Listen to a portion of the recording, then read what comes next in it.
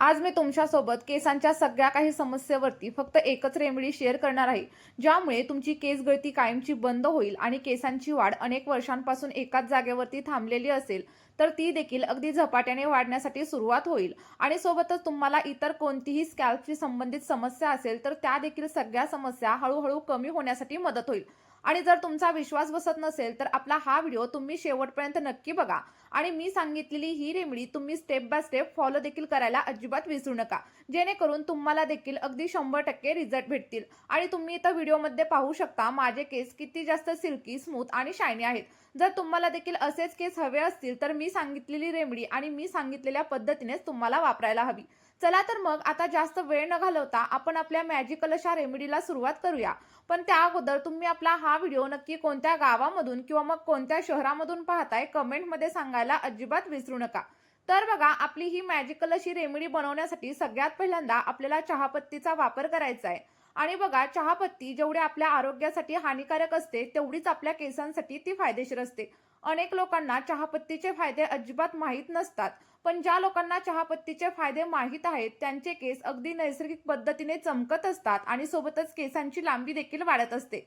बघा, चहापत्तीमध्ये टॅनिन्स नावाचा एक घटक असतो, ज्यामुळे आपले केस नैसर्गिक पद्धतीने काळे होण्यासाठी मदत होते. त्याचप्रमाणे जर तुमच्या स्कॅल्पमध्ये इचिंग होत असेल किंवा मग तुमचं स्कॅल्प सतत ऑइली वगैरे राहत असेल तर या सगळ्या काही समस्या हळूहळू कमी होण्यासाठी मदत होते. तुम्ही बऱ्याच वेळा पाहिलं असेल की अनेक लोक चहापत्तीचा वापर मेहंदी भिजवण्यासाठी करतात. आणि जर तुम्ही करत नसाल ना तर एकदा नक्की करून बघा, तुम्हाला देखील अगदी 100% रिझल्ट मिळणार आहेत.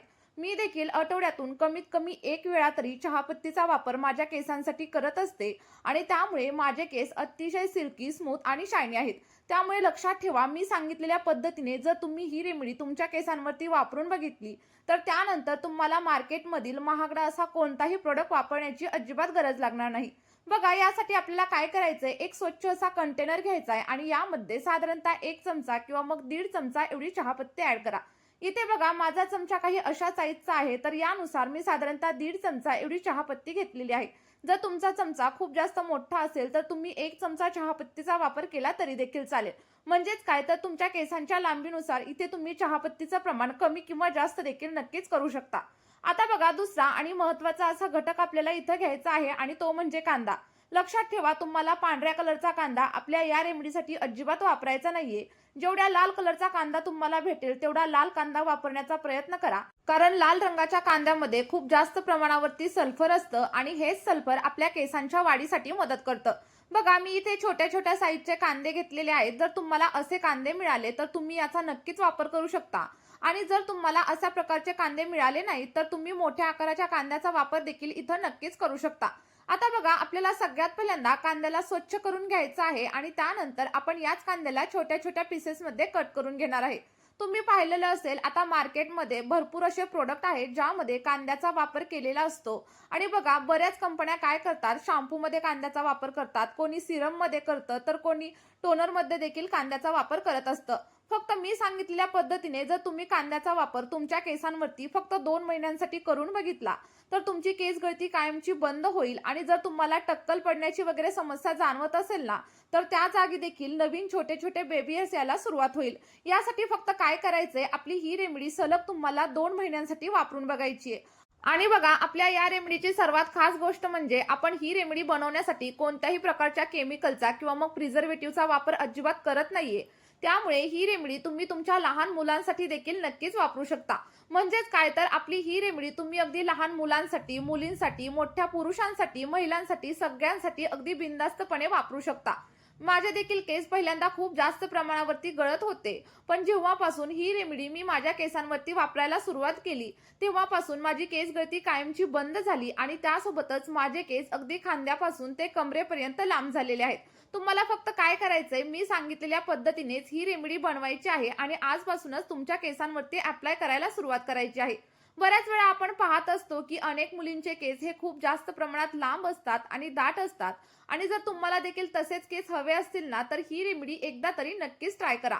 आणि जर तुम्ही एकदा आपली ही रेमेडी वापरायला सुरुवात केली तर त्यानंतर तुम्हाला मार्केटमधील कोणताही महागडा असा प्रोडक्ट देखील वापरण्याची अजिबात गरज लागणार नाही. पुढे बघा, अतिशय महत्त्वाचा आणि तिसरा घटक आपण याच्यामध्ये ऍड करणार आहे आणि ते म्हणजे मेथीदाणा.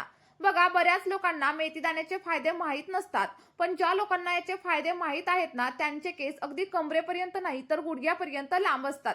मेथीदाण्यांमध्ये प्रोटीन आणि निकोटिक ऍसिड सारखे घटक असतात, ज्यामुळे आपली केस गळती अगदी कायमची बंद होते आणि त्यासोबतच केस वाढण्यासाठी देखील मदत होत असते. आणि तुम्हाला तर माहीतच असेल की आपले केस हे कॅरेटीन नावाच्या प्रोटीन पासून बनलेले असतात आणि हेच प्रोटीन मेथीदाण्यांमध्ये भरपूर प्रमाणात असतं.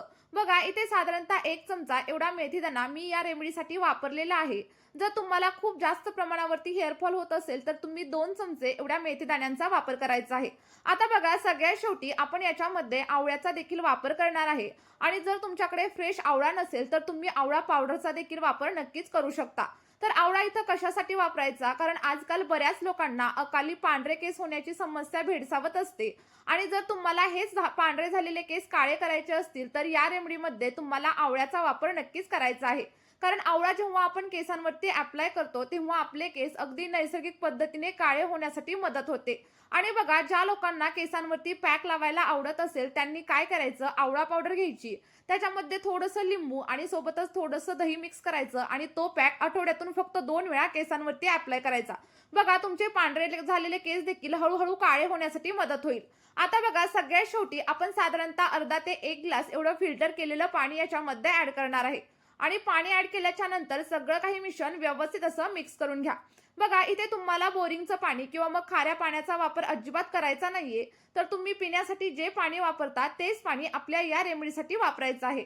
आता ही सगळी रेमेडी बनवण्यासाठी तुम्हाला एक जाड बुडाचं भांडं घ्यायचंय. फक्त लक्षात ठेवा, इथे अॅल्युमिनियमच्या भांड्याचा वापर अजिबात करायचा नाही. आणि त्यानंतर आपण जे काही मिश्रण रेडी केलं होतं ते सगळं मिश्रण या भांड्यामध्ये ऍड करा आणि त्यामध्ये आणखी थोड्या प्रमाणावरती पाणी ऍड करा. जर तुम्हाला हवं असेल तरच पाणी ऍड करा आणि जर तुम्ही पहिल्यांदाच पाण्याची क्वांटिटी व्यवस्थित घेतलेली असेल तर तुम्ही पाणी ऍड नाही केलं तरी देखील चालेल.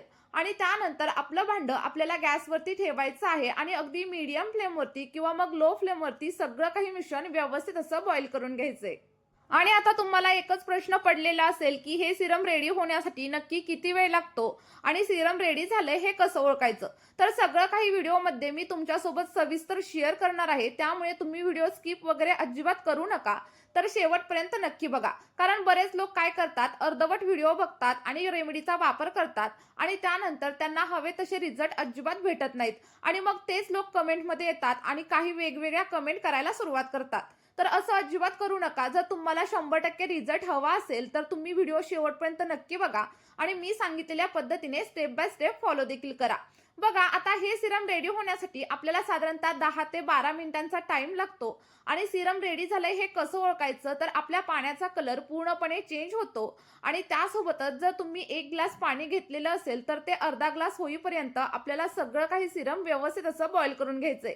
तुम्ही इथं बघू शकता, आपल्या पाण्याचा कलर देखील पूर्णपणे चेंज झालाय आणि सोबतच आपण जे काही पाणी घेतलेलं होतं त्याचं प्रमाण देखील तुम्हाला कमी झालेलं दिसत असेल. आता बघा, साधारणतः 10 ते 12 मिनिटं इथं झालेली आहेत आणि मी आता गॅसची फ्लेम बंद केलेली आहे. गॅसची फ्लेम बंद केल्यानंतर तुम्ही हे सगळं काही पाणी थंड होण्यासाठी ठेवून देऊ शकता आणि जर तुमच्याकडे टाइम नसेल तर माझ्याप्रमाणे तुम्ही हे सगळं काही सिरम गरम असताना देखील काढू शकता. फक्त एकच गोष्ट लक्षात ठेवायची, सिरम पूर्णपणे थंड करायचं आणि त्यानंतरच केसांवरती अप्लाय करायला सुरुवात करायची. आता अप्लाय कसं करायचं हे देखील मी तुम्हाला सांगणार आहे, पण त्या अगोदर एक छोटीशी विनंती आहे. जर तुम्ही चॅनलवरती नवीन असाल तर चॅनलला सबस्क्राईब करा.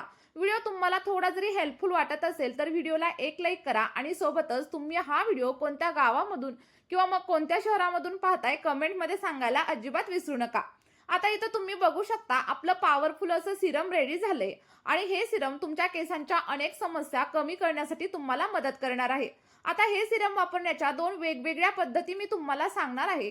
तुम्हाला जी कोणती पद्धत योग्य वाटेल तिचा वापर तुम्ही तुमच्या केसांसाठी नक्कीच करू शकता. आता बघा, या सिरमला आणखी जास्त पॉवरफुल जर तुम्हाला बनवायचं असेल आणि तुम्हाला टक्कल पडण्याची समस्या असेल तर याच्यामध्ये साधारणतः 1 चमचा एवढं कॅस्टर ऑइल म्हणजेच एरंडेल तेल देखील आपल्याला ऍड करायचे. कारण बघा, कॅस्टर ऑइल आपण डायरेक्टली आपल्या स्कॅल्पवरती किंवा मग केसांवरती अप्लाय करू शकत नाही, कारण हे खूप जास्त प्रमाणावरती चिकट असतं. त्यामुळे लक्षात ठेवा, कॅस्टर ऑइल अप्लाय करताना ते कोणत्याही गोष्टीमध्ये थोडंसं डायल्यूट करायचं आणि त्यानंतरच केसांवरती अप्लाय करायला सुरुवात करायची. कॅस्टर ऑइल आपल्या टक्कल पडलेल्या जागेवरती देखील नवीन केस उगवण्यासाठी मदत होते आणि जर तुम्हाला एक्स्ट्रीम लेवलचा हेअरफॉल होत असेल तर तो देखील कंट्रोलमध्ये येण्यासाठी होण्यासाठी मदत होत असते. बघा, ऑइल ऍड केल्याच्या नंतर सगळं काही सिरम अगदी 1 ते 2 मिनिटांसाठी व्यवस्थित मिक्स करून घ्या. कारण कॅस्टर ऑइल पाण्यामध्ये मिक्स होण्यासाठी अगदी 1 ते 2 मिनिटांचा टाइम लागतो. आणि बघा, 1 ते 2 मिनिटं व्यवस्थित असं मिक्स केल्यानंतर तुमचं जे काही सिरम आहे ते इथं रेडी झालेलं आहे. हे सिरम तुम्हाला आठवड्यातून किती वेळा लावायचं आहे आणि त्यानंतर हेअर वॉश कशा पद्धतीने करायचं आहे हे सगळं काही मी तुम्हाला सांगणार आहे. बघा, अप्लाय करताना तुम्हाला काय करायचंय तर सिरम एखाद्या स्प्रे बॉटलमध्ये ट्रान्सफर करू शकता किंवा मग मी दाखवलेल्या ड्रॉपरने देखील तुम्ही हे सिरम तुमच्या केसांवरती अप्लाय करू शकता. केसांवरती अप्लाय करा, 5 ते 10 मिनिटं हलक्या हाताने मसाज करा आणि त्यानंतर कमीत कमी 2 तासांसाठी हे सिरम तुमच्या केसांवरती असंच राहू द्या. आणि त्यानंतर 2 तासांनी अगदी साध्या शॅम्पूने किंवा मग केमिकल फ्री शॅम्पूने तुम्हाला हेअर वॉश करायचंय. आता बघा, दुसऱ्या पद्धतीमध्ये तुम्हाला काय करायचंय, तुम्ही तुमच्या केसांमध्ये जो कोणता शॅम्पू वापरत असाल तो शॅम्पू या सिरममध्ये ऍड करा, व्यवस्थित मिक्स करा आणि त्यानंतर हेअर वॉश करायला सुरुवात करा. असं केल्यामुळे केसांशी संबंधित सगळ्या काही समस्या हळूहळू कमी होण्यासाठी तुम्हाला मदत होणार आहे. चला तर मग, आठवड्यातून फक्त 2 वेळा सलग 2 ते 3 महिने तुम्ही देखील या रेमेडीचा नक्की वापर करा. तुम्हाला जे काही रिझल्ट भेटतील ते कमेंटमध्ये माझ्यासोबत शेअर करायला अजिबात विसरू नका. या व्हिडिओमध्ये आपण इथेच थांबूया. भेटूया अशाच एका नवीन व्हिडिओमध्ये एका नवीन अशा नैसर्गिक रेमेडी सोबत. व्हिडिओ शेवटपर्यंत पाहिल्याबद्दल खूप खूप धन्यवाद.